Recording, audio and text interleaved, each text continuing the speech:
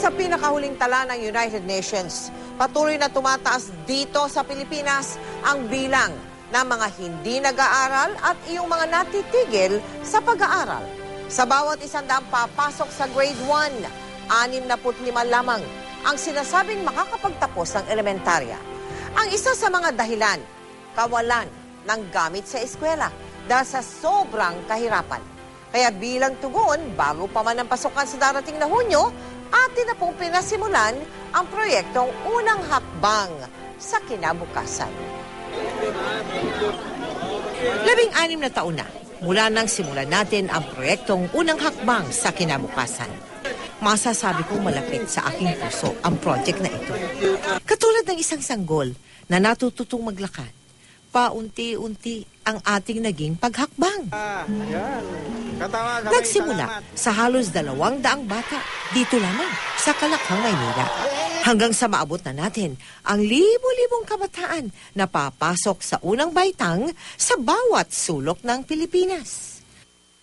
Walang liblib na bayan, walang bundok na matarik, walang lugar na mapanganib, walang bagyong mabagsik para maisulong ang edukasyon. Dahil alam naming ito ang sagot tungo sa isang mas magandang bukas. Hindi lang para sa isang bata o sa kanyang pamilya, kundi para sa buong bansa. At sa pagbubukas ng ating proyektong para sa taong ito, isang palistahan ang ginanap sa Commonwealth Elementary School sa Quezon City. Mahigit 1,000 bata ang inaasahang papasok sa unang baitang dito.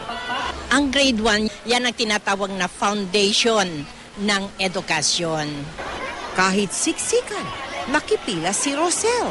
Siyempre, tuwang-tuwa ako para sa anak ko yan eh.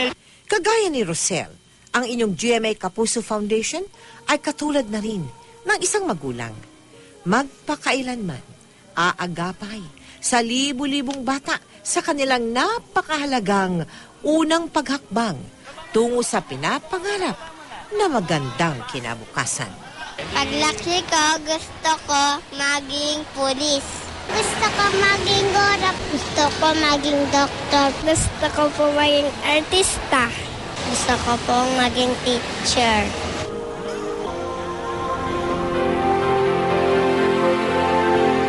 Sa ikalawang linggo po ng Mayo, magsisimula ang ating distributions sa iba't ibang panig ng Pilipinas. Ang bag pong ito ang ating pamimigay. Siyempre, kumpleto yan ha. Merong notebook, may papel, may lapis, may pantasa, may pangkulay. Ngayong taon po ang ating target, 75,000 mga magpapasok sa grade 1 sa buong bansa. Ayan po ang pinakamataas sa bilang simula nung nagsimula ang unang hakbang sa kinabukasan noong taong 1997. Nagpapasalamat po kami sa aming partner sa project na ito, ang Gotong Foundation Incorporated at Evercotesco Malls at sa iba pang nagpaabot ng tulong para sa ating project.